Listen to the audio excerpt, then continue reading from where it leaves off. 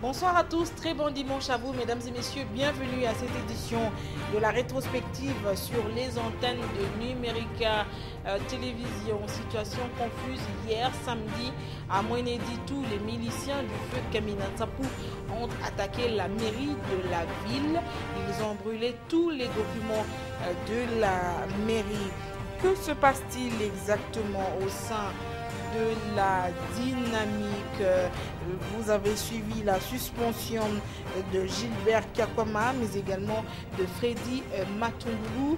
Il leur est interdit de s'exprimer ou d'agir au nom de la plateforme. Gilbert Kakwama a répondu par une lettre adressée à ses pairs. Il appelle à la responsabilité et à l'unité. On va en parler, mesdames et messieurs, dans cette édition de dimanche qui reçoit comme invité le professeur Kalele Mathieu. Il est de la dynamique de l'opposition. Disons, Claudel André Loubaya. Professeur, bonsoir. Bonsoir, madame. Première question, doit-on parler de deux ailes qui se forment finalement au sein de la dynamique ou la dynamique reste intacte? La dynamique reste intacte. Il n'y a pas d'aile Claudel Loubaya. Claudel Loubaya, c'est le parti UDA qui est membre de la dynamique et qui vient de prendre depuis le 21, même légèrement avant, la modération rotative de la dynamique. Alors, il n'a pas d'aile. Kalele Mathieu est le président national du FNTC, le Front pour un nouveau type des Congolais. C'est donc lui l'invité de dimanche. Merci de votre fidélité. Bienvenue à tous et à chacun. Un groupe de présumés miliciens partisans du feu Kamina Nsapu ont attaqué la mairie de la ville de Mweneditu hier dans la soirée. En croire le maire de Mweneditu, les miliciens ont brûlé tous les documents de la mairie. Ils ont également brûlé le bureau de la maison communale de Bondoy où ils ont emporté quelques armes et libéré tous les détenus. Mais la situation est sous contrôle. L'armée a précisé le maire de Mweneditu. En sport, la troisième journée du groupe A de la Coupe d'Afrique des Nations Gabon 2017 se joue ce soir. Le pays organisateur va affronter le Cameroun dans un match décisif pour la qualification pour le quart des finales. Les Gabonais doivent impérativement gagner pour poursuivre l'aventure car un tout autre résultat pourrait les éliminer de leur propre compétition. Quant au Cameroun, il n'a besoin que d'un match nul pour garantir sa qualification pour les quarts de finale. Dans l'autre match du groupe, le Burkina Faso va défier la Guinée-Bissau. Au centre interdiocésain, c'est ce dimanche en principe que les délégués vont clôturer les assises, disons les arrangements particuliers. C'est ce que disent les évêques de la conférence épiscopale nationale du Congo, des arrangements particuliers qui vont tabler sur la mise en application effective de l'accord du 31 décembre 2016. Professeur Kalele, ce dimanche, finalement, les délégués doivent en principe clôturer avec les discussions qui ont débuté depuis le 8 décembre, initialement prévues pour 3-4 jours. On en est à plus d'un mois. Est-ce qu'on peut espérer ce dimanche la clôture des travaux définitivement? C'est-à-dire tous les travaux que les délégués se mettent d'accord. Bon, c'est un souhait pour tout le monde, mais jusque hier soir. Donc jusque samedi soir. Oui, jusque samedi soir, il restait encore des points de divergence. Je doute très fort qu'ils aient terminé aujourd'hui et que on clôture, parce que quand le président Sassou est venu, qu'on lui a exposé la situation, il a plutôt appelé à la patience. Plusieurs voix ont également appelé à la patience en disant qu'il ne faut pas aller dans la précipitation parce que les points de divergence qui demeurent et même qui se créent chaque jour sont importants. Les évêques, c'est vrai qu'ils ont des charges pastorales et qu'ils doivent regagner leur diocèse, mais comment ils vont concilier un travail non terminé ou un travail bâclé avec la mission qu'ils ont acceptée de bonne foi. Prendre patience, ça veut dire que ne pas y aller rapidement. Mais c'est quoi la conséquence? C'est que on a également le facteur temps pour la tenue des élections. S'il faut en plus prendre patience pour écouter les uns et les autres, c'est une très bonne chose.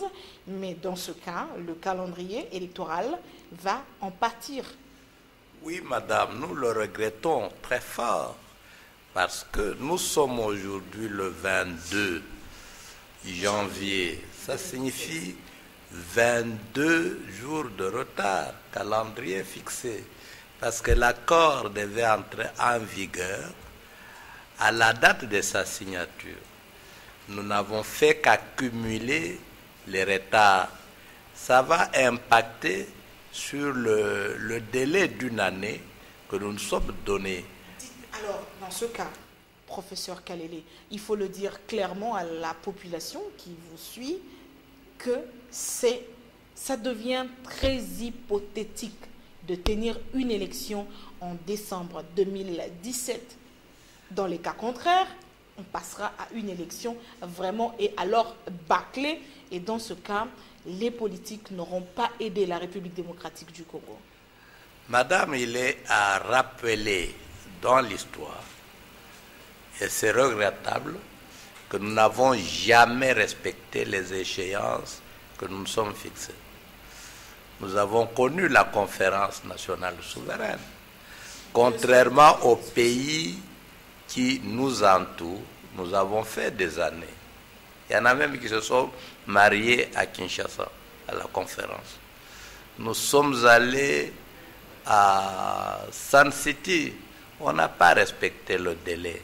Nous sommes allés à Matadi, on n'a pas respecté le délai. Nous sommes allés à la cité de l'OUA, on s'est donné un calendrier qui n'a pas été respecté. Nous sommes allés à la Senko, au centre interdiocésain, on s'est donné un calendrier qui n'a pas été respecté. Je pense qu'avec tous ces faits, il apparaît clairement que au Congo, nous travaillons non pas avec les heures, mais avec le temps. Et ce temps, il est élastique. Puisque nous ne respectons jamais le temps, les timings, etc., à qui revient comme cette responsabilité si le chronogramme n'est pas respecté tel que indiqué au départ? Prenons le cas de ce dialogue et de ces arrangements particuliers. Le cas de ce dialogue et de ces arrangements particuliers, à qui profiterait le prolongement? Certainement au camp de M. Kabila. Parce que ce camp, quel est l'objectif fondamental? C'est se maintenir au pouvoir. Et au moins 2 ans et quelques mois, au moins. Mais est-ce que l'opposition, elle, a réellement besoin d'aller aux élections?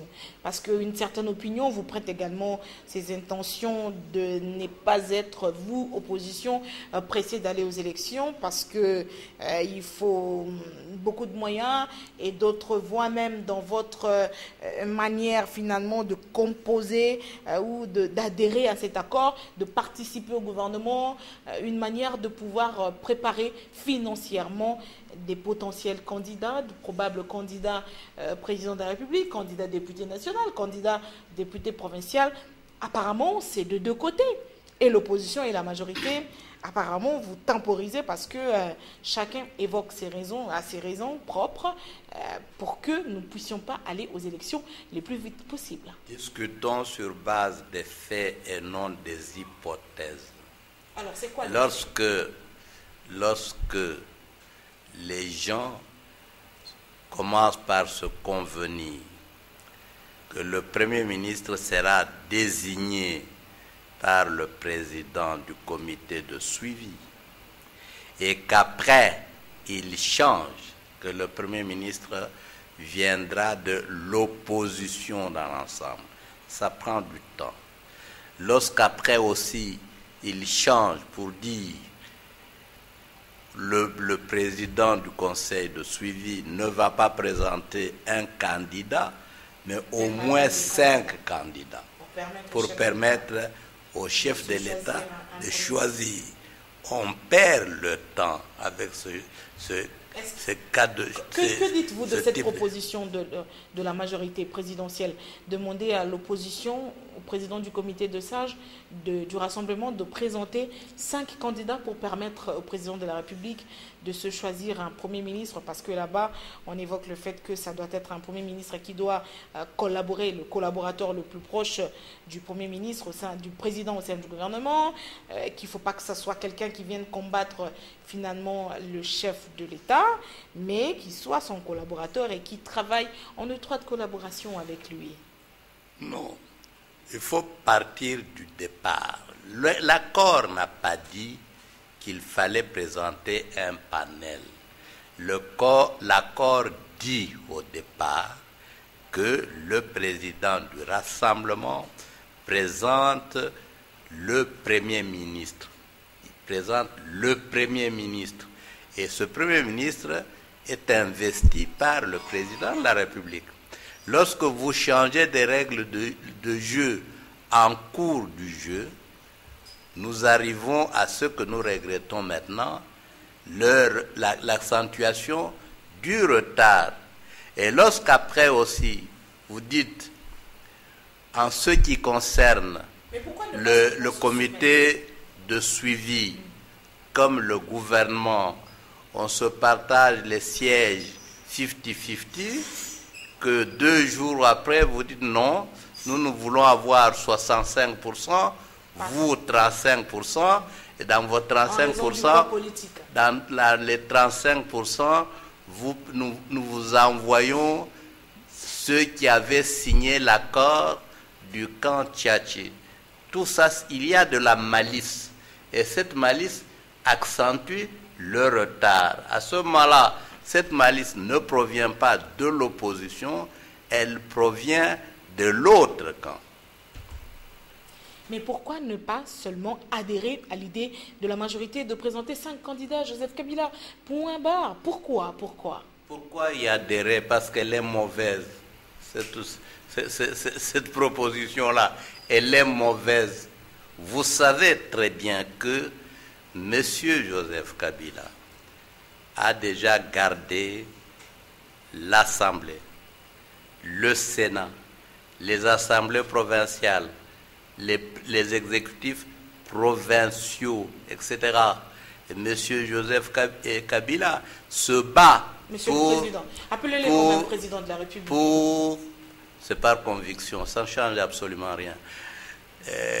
Pour se garder tous les ministères de souveraineté. Ce n'est pas ça, négocier pour un équilibre. À ce moment, ce qu'il avait semblé céder au rassemblement, il revient pour le prendre de la main gauche. Moi, je nomme le Premier ministre. Qu'est-ce qui se passerait? Là, je me permets une hypothèse. Nous savons qu'il y a au sein du rassemblement les gens qui travaillent pour Joseph Kabila. Vous allez les aligner, et lui va choisir parmi ces gens-là. Nous les connaissons. Et ça ne sera plus le Premier ministre du rassemblement, ça sera le Premier ministre de la majorité. Je vais vous retrouver tout à l'heure. On va passer à la page rétrospective pour prendre des reportages de la semaine finissante, les principales informations à retenir dans une compilation de nos équipes de la rédaction. L'actualité lundi était dominée par l'entrée en compétition des Léopards de la RDC à la 3e Coupe d'Afrique des Nations. Comme vous le savez, les Léopards avaient eu raison des Lions de l'Atlas du Maroc sur le score d'1-0. Le même lundi, la RDC a commémoré le héros national, Mzee Laurent Désiré Kabila, le soldat du peuple. Un culte d'action de grâce avait eu lieu à l'église protestante, la cathédrale du cinquantenaire, le même de cinquantenaire. Michel Kérékéré, reportage.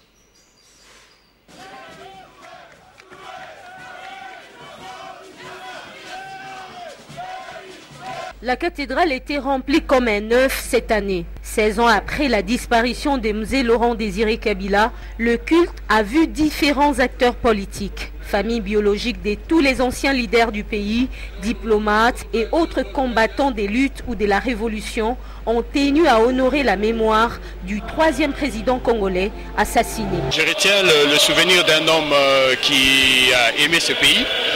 Un homme qui a, dès son jeune âge, s'est engagé pour des idéaux auxquels il croyait. Il était profondément lumumbiste, et ça veut dire qu'il était nationaliste. Rappelez-vous, il nous a dit qu'il fallait se prendre en charge. Donc c'est aller dans la droite ligne de la souveraineté de ce pays, parce qu'il y a cru et il a pensé que nous pouvions faire un bond en avant, nous pouvions développer ce pays en dépendant de nous-mêmes, en partant de nos propres efforts, de nos propres ressources, qu'elles soient intellectuelles, qu'elles soient matérielles, qu'elles soient humaines, et que nous avions la possibilité de pouvoir émerger. Voilà. Mzee a voulu réunir les Congolais autour d'un idéal. Et c'est cet idéal que le prédateur n'aime pas. Alors, Lumumba a été assassiné tout simplement parce qu'il avait un idéal aussi. Lui qui avait même remis la présidence de la République entre les mains d'une minorité parlementaire pour la cohésion nationale. Mzee, avec sa révolution, il a ramené aussi la cohésion nationale. Et encore une fois, nous avons encore un dernier dirigeant qui est encore vivant, que nous devons faire un effort pour préserver aussi sa vie, qui tend sa main à tous les Congolais qui ne partagent même pas avec lui la même pensée, les accordant même des postes, et pour que nous ayons à résoudre le problème congolais au Congo entre les Congolais. Le prêche a été une interpellation des politiques. Le prédicateur, profitant de la présence de l'ensemble des membres du gouvernement, a exhorté les dirigeants à une redistribution équitable des richesses du pays. La perte de Laurent Mzee Désiré Kabila est un trou, un vide difficile à combler pour les peuples congolais. Ses idées révolutionnaires servent toujours et son combat politique ne cessera jamais d'enseigner l'actuelle génération et les générations à venir.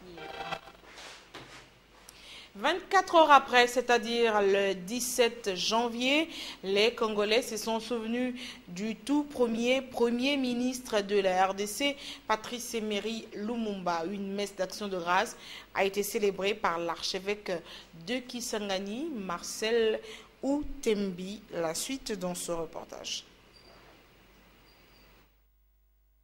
56 ans après, Patrice Emery Lumumba est loin d'être effacé dans la mémoire collective. À la cathédrale Notre-Dame, la classe politique congolaise a commémoré sa mort à travers une messe d'action de grâce célébrée par l'archevêque de Kisangani, Marcel Outembi, en présence du cardinal Laurent Monsengo. Plusieurs autres anonymes ont également marqué leur présence cette messe. Dans son homélie, l'archevêque de Kisangani a invité les politiques congolais à la culture de la paix, mais aussi de servir le peuple. Se référant aux discussions du centre interdiocésain, il appelle les hommes politiques congolais à se surpasser afin de conclure les discussions dans les arrangements particuliers pour que 2017 ne soit pas une année de malheur, mais plutôt de paix pour l'ensemble de la population congolaise. Professeur Kalele, constat général, le 16 et le 17 janvier, pas de rassemblement dans les manifestations organisées pour commémorer les héros nationaux, Lumumba et Mzee Laurent Désiré Kabila. Pourquoi? Non, nous étions là. Moi, j'étais à tous les rassemblements et chaque année j'y vais, aussi bien le 16 que le 17, parce que je considère les deux personnages comme des grandes personnalités qui ont lutté pour la libération non seulement du Congo, mais de l'Afrique tout entière, pour Lumumba, même au-delà de l'Afrique. Donc je ne peux pas manquer à ces manifestations. Si vous ne manquez pas, et les autres, pourquoi ils ne viennent pas? Bon, j'ai vu, non, je ne sais pas prononcer parce que moi j'étais accompagné, comme chaque année. On ne va pas citer quand même les noms de certaines personnalités ici, mais vous savez qui était là et qui n'était pas là. Oui, et pourquoi? Pour quelle raison? Je ne sais pas, moi. Je dis très bien que Lumumba, c'est un patrimoine du tiers-monde. Vous avez beaucoup d'établissements, beaucoup d'universités, beaucoup de départements de sciences politiques. On enseigne la pensée politique de Lumumba dans les universités. Donc ce n'est pas, ça dépassait le stade, le niveau national. Musée, c'est pareil, un peu moins, mais c'est quand même pareil. Nous avons des leaders qui sont des leaders continentaux, et même je dirais universels, comme les cas de Che Guevara, comme les cas des autres, etc., du Burkinabé, Thomas Sankara. C'est partout qu'on célèbre ce genre de choses-là. C'est dommage que ici, dans nos universités, on n'enseigne pas la pensée politique de Lumumba, mais il faudra qu'on se rattrape. Mercredi, la mission des Nations Unies pour la stabilisation de la République démocratique du Congo a nié l'information sur la présence des éléments du M23 au Nord Kivu. Toutefois, la MONUSCO a promis de suivre de près cette affaire. Le même mercredi, il y avait un accident de circulation qui a causé la mort de 6 personnes. Le drame s'est produit sur l'entrée de la route Kisenso. Reportage. Vers 7 h du matin, les habitants de Kisenso étaient sous le choc. Un minibus a mal terminé sa course sur la route Kisenso. Plus rien à récupérer, la Toyota Yaris a violemment manqué sa chute sur la rampe de cette voie de circulation. Le chauffeur et 5 autres passagers seraient morts sur le champ.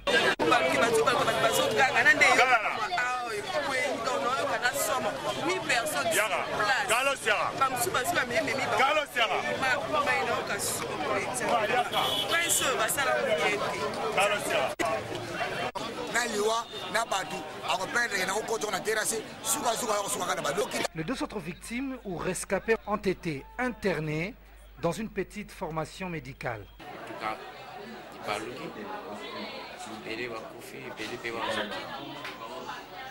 Les raisons qui ont conduit à cet accident des circulations sont multiples. Les conducteurs ou usagers de cette route qui relie la commune de Kisenso à d'autres municipalités devraient s'assurer sur le contrôle technique de leurs véhicules pour éviter des pareils drames. Jeudi, en séjour non officiel à Kinshasa, jeudi dernier, le président Denis Sassou Nguesso a échangé avec les évêques membres de la conférence épiscopale nationale du Congo. Le chef de l'État congolais avait encouragé la SENCO à poursuivre sa mission des bons offices et d'accoster à bon port. Images et commentaires. La délégation de la SENCO était composée du président Outembi Marcelin, son vice-président l'archevêque Fridolin Ambongo et l'abbé Donatien Cholet.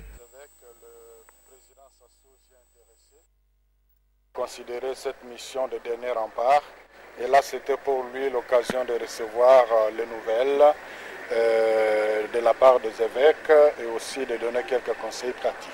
Il a sincèrement félicité les évêques. Et il leur a demandé de bien accoster. Il a utilisé même l'image d'un barreur qui, au moment de l'accostage, fait beaucoup de manœuvres délicates. Voilà. Comme voisin immédiat, je crois que déjà un conseiller n'est pas un petit rôle. Après la SENCO, le président de la République du Congo, Denis Sassou Nguesso, s'est entretenu avec le cardinal Laurent Mosengo. C'est vers 17h que le président Sassou a quitté Fleuve Congo Hotel, direction le Palais de la Nation pour reprendre son hélicoptère, direction Brazzaville.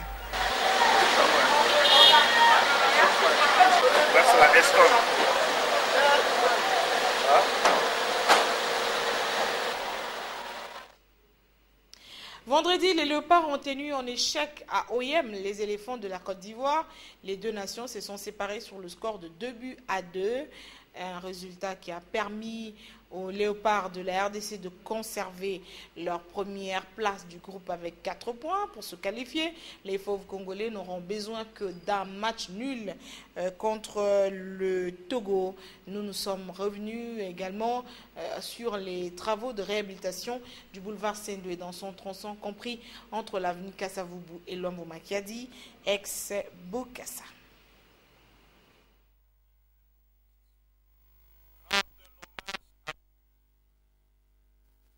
Liberté et de la démocratie qui sont tombés, à tous nos compatriotes blessés qui garderont longtemps les stigmates de leur lutte héroïque, ainsi qu'à tous nos camarades qui sont toujours en prison suite à ces événements. 3. À tous les membres de la dynamique présentent leur respect sincère, tout en espérant, s'agissant particulièrement de ceux qui sont encore en prison, qu'ils pourront bénéficier très rapidement de leur liberté à la faveur de la décrispation politique née de la signature, le 31 décembre dernier, de l'accord politique global et inclusif du Centre interdiocésain. 4. Dans cette perspective, la dynamique de l'opposition informe l'opinion qu'elle organisera une messe d'action de grâce la semaine prochaine pour commémorer toutes les victimes de la semaine du 19 au 25 janvier 2015. Le jour, la date et les lieux seront communiqués par voie de presse. Que Dieu bénisse la République démocratique du Congo et son vaillant peuple. Professeur Kalele Kabila, je vous retrouve. C'est à nous maintenant. Je rappelle que nous recevons un membre de la dynamique, Kalele Kabila, président du FNTC, Front pour un nouveau type des Congolais.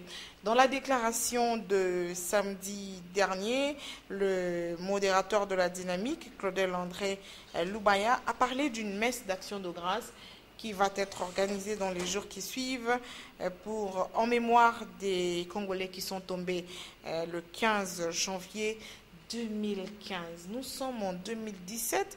Pourquoi revenir 2 ans en arrière?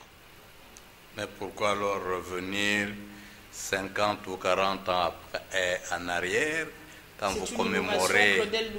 Non, quand nous commémorons la mort de Lumumba et de Mzee. Non, ce sont des traditions. Il ne faut pas cesser de se souvenir de ceux qui ont versé de leur sang pour la patrie. Très bien. Alors, la dynamique maintenant. Au début de cette édition, vous dites que la dynamique est une structure qui est restée en fait, indivisible, alors que le communiqué de Kiakwama dit autre chose. D'abord, Claudel Loubaya entre en fonction. La première sanction ou la toute première décision à prendre, c'est l'exclusion de 2 cadres de la dynamique, le député Kiakwama, mais également Freddy Matungulu. Pourquoi les avoir suspendus? Les avez-vous entendus d'abord avant de les suspendre ou c'était tellement flagrant la faute commise par ces 2 cadres de la dynamique? Non, madame, si vous décryptez bien la déclaration hier que vous avez là-bas, il est bien précisé que le malaise qui a régné au sein de la dynamique, de par la faute de 2 individus que vous citez, date depuis l'année passée. Ça fait plusieurs mois. Et lorsque on parle de Gilbert Kyakwama et de sa modération, on précise bien que la modération au sein de la dynamique est rotative. Depuis notre convention, elle est d'1 mois. Gilbert Kyakwama a fait plus de 2 mois. À plusieurs reprises, on lui a demandé de passer la main. Il ne l'a pas fait. Vous lisez également le message, le texto qu'il a lancé aux membres de la dynamique pour une réunion prévue, ou qu'il a prévue lui, le lundi 23. Il signe Kyakwama, modérateur de la dynamique.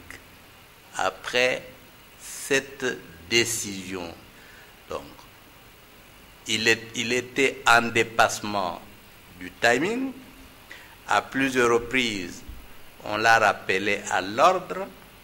Il n'a pas obtempéré. Je suis heureux de voir le communiqué qu'il a publié hier, où il reconnaît la nécessité de maintenir l'unité de la dynamique et il renouvelle en somme ce qu'il avait dit. Mais pourquoi la semaine alors passée. La décision, le suspendant, ne fait pas l'unanimité au sein de la dynamique? Mais ça ne fait absolument rien. C'est un problème ça veut dire qu'il va exister désormais 2 camps au sein de la dynamique. Madame, nous sommes en démocratie. Ce qui compte, c'est la décision de la majorité. L'organe suprême de la dynamique, c'est la plénière. Les griefs retenus à charge de Gilbert Kyakwama Kyakiziki sont plausibles. Il reconnaît qu'il a dépassé le mandat. Mais quand vous dites, malgré le fait qu'il ait dépassé ce mandat, il doit rester, vous n'êtes pas en règle. Là, vous êtes en train de marcher sur les principes de la dynamique. Vous êtes, vous, fautif. Aussitôt entré en fonction, 2-3 jours, la première décision, c'est de suspendre. Est-ce que le nouveau modérateur, Claudel Loubaya, de la dynamique de l'opposition, a essayé d'entrer en contact ou de laisser suffisamment le temps pour que Kyakwama Kyakiziki puisse s'expliquer? De toute manière, il n'y avait plus débat, d'autant plus que lui était reconnu par vous, par la majorité, comme vous le dites, comme étant modérateur de la dynamique. Pourquoi alors une autre suspension? Non, madame, les faits ne sont pas... Un modérateur de l'unité? Les faits ne se sont pas passés de cette manière-là. Okay. Je précise, je répète, Gilbert Kyakwama Kyakiziki assumait une modération rotative, mensuelle. Ça, on le sait. Que dit le règlement finalement de la dynamique? Quand un modérateur tempère un peu ou fait passer le temps pour refuse, disons, qu'on se le dise clairement, de passer la main, il faut qu'il soit suspendu. Et on apprend même qu'il ne s'agit pas d'une suspension, il s'agit plutôt d'une exclusion. Mais suspension, c'est juste pour tempérer un peu. Est-ce qu'on peut relater les faits pour que les gens comprennent? Allez-y. Nous sommes dans une réunion chez Kyakwama, chez lui, dans son cabinet. À la fin de la réunion, on pose le problème du dépassement de son mandat. On lui demande de convoquer une réunion à cette fin. Il ne le fait pas. On se retrouve chez Fayoul à Fadenhouse. Il est présent. On pose le problème du dépassement de son mandat. Il prend l'engagement solennel sur l'honneur qu'il va convoquer une réunion dans 48 heures. Il ne le fait pas. Ici, dans sa lettre, on l'appelle. Okay. on l'appelle pour cette réunion, qui l'appelle le stop, qui l'appelle Loubaya, qui l'appelle Martin Fayoulou, qui l'appelle beaucoup d'autres cadres, moi-même y compris. Son téléphone est fermé, il est en dehors de Kinshasa. Et c'est à la dernière réunion d'avant lundi que il est rappelé pendant la réunion, que la réunion se tenait, et je suis en dehors de Kinshasa. Et dans cette réunion, on a parlé de la modération. Ce n'est pas une surprise, il savait qu'il était en dépassement. Dans sa lettre datée du 21 janvier, Kyakwama dit exactement ceci: j'ai accepté d'assumer le rôle de modérateur au-delà du mandat mensuel ordinaire, à la demande expresse unanime de mes pairs, vu la période d'intenses pourparlers dans lesquels nous entrions. Unanime, c'est faux. Cette réunion-là, c'était une réunion informelle. Nous n'avons pas au sein de la dynamique un organe qui s'appelle les présidents des plateformes. C'est quelques individus qui se sont réunis avec lui, qui lui ont demandé d'aller à l'encontre de principes et valeurs de la dynamique. Le lendemain, il y a eu une réunion qui a réagi énergiquement contre cette décision illégale. Donc ce n'est pas demande unanime. Que vient faire Matungulu dans cette suspension? Mais il est bien dit dans le texte qui a été publié, que vous devez avoir. Les griefs retenus à charge de M. Kyakwama, c'est le dépassement de mandat. Matungulu par la manipulation et la sournoiserie. Oui, il est même dit dans le texte, il y a cohérité, c'est-à-dire que c'est plus que complicité. Il a été d'intelligence et il a agi avec M. Kyakwama dans le fait de se maintenir à la modération. C'est peut-être le groupe qui l'a entêté à se maintenir là-bas. Il a induit en erreur.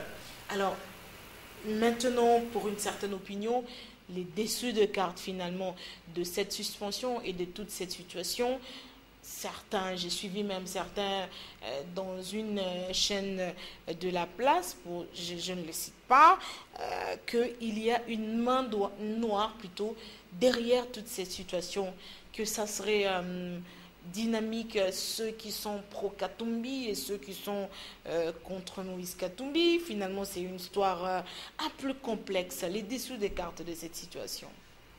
J'ai entendu des rumeurs là-dessus, je ne veux pas me prononcer pour ou contre parce que c'est des faits que je n'ai pas encore vérifiés. Nous tablons sur le contrat de confiance qui nous lie en ce qui concerne la gestion de la modération.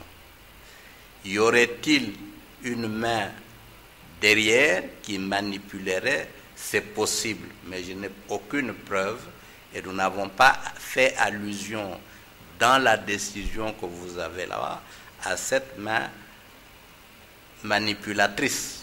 Olenga Koy n'était pas là, Matungulu il est suspendu, Ingelei Photo n'était pas au courant. Pourquoi tous ces personnalités, ces hauts cadres de la dynamique sont en reste? Ils ont refusé de venir, madame. Qu'ils vous disent la vérité. Parce que dans une réunion avant, ils étaient tous là. On a parlé de la modération de Kyakwama. Et ils ont dit, si Kyakwama part, nous on ne vient pas. On va casser la modération. La réunion qui suivait, on les a appelés séances tenantes. Tout le monde a eu un texto. Quand quelqu'un refuse de manière délibérée de venir, alors on fait quoi? Professeur, à vous entendre parler, il n'y a pas, comme on dit à Kinshasa, il n'y a pas le feu. Mais pour si peu, vous allez vous mettre à dos contre certaines personnalités de la dynamique, aller jusqu'à suspendre. Est-ce que ça fait de la dynamique une structure sérieuse du point de vue de la population, de ceux pour qui vous travaillez? Est-ce que le peuple doit finalement compter sur vous? Parce que pour si peu, voici comment vous vous disputez. Non, madame, ce n'est pas si peu. Nous sommes en crise dans ce pays. Les dialogues qui se succèdent, dialogue après dialogue, c'est à cause du non-respect des textes qui nous régissent. C'est une modération. Aujourd'hui, on parle discussion de centre interdiocésain. L'attention des Congolais est focalisée sur comment mettre en application l'accord, la modération par rapport à cet accord et par rapport à la marche du pays. Qu'est-ce que ça va changer au fond, finalement, que vous puissiez vous disputer la modération alors que vous devez rester unis, regarder dans la même direction et apporter vos propositions auprès de ceux qui sont au centre interdiocésain, vos collègues qui prennent part à ces discussions. Apporter les éclaircissements nécessaires. Je vous en prie. S'il y a crise, c'est parce que on viole la Constitution. Elle a prévu 2 mandats maximum pour un président de la République. Joseph Kabila est allé au-delà du 2e mandat et ça pose problème. C'est pour cela que vous avez ce genre de dialogue. Il ne serait pas logique que nous combattant le glissement, nous nous amusions à l'interne à maintenir, à entretenir le glissement. Ça ne ferait pas sérieux. Pourquoi on a constitué la dynamique? Nous avons constitué la dynamique pour lutter contre la dictature et instaurer la démocratie. Et les principes et valeurs de la dynamique, c'est le respect des textes. Ça, c'est nos propres textes. Quelqu'un marche dessus, madame, il est en tort. Et ce n'est pas la première fois qu'on sanctionne les gens qui piétinent les textes. Vous savez que les Jean-Lucien Boussa étaient à la dynamique. Et c'était des cadres très fervents, très dynamiques de la dynamique. Nous avions convenu de ne pas rencontrer M. Kodjo. Son groupe a rencontré M. Kodjo. Et vous avez appris qu'ils ont été exclus. Donc ce cas n'est pas le premier cas d'espèce pour quand il y a manquement grave aux valeurs et principes de la dynamique. Vous devez commencer par prêcher par l'exemple. Alors, le communiqué de Kiakwama, qui signe député national élu de Mbanza-Ngungu, dynamique de l'opposition, comité de sages du rassemblement, ça veut dire qu'il a obtempéré. Nous venons de voir le texte, nous en avons pris connaissance, mais en le lisant, c'est un très bon texte qui fait preuve de maturité, de sagesse, qui malheureusement vient en retard.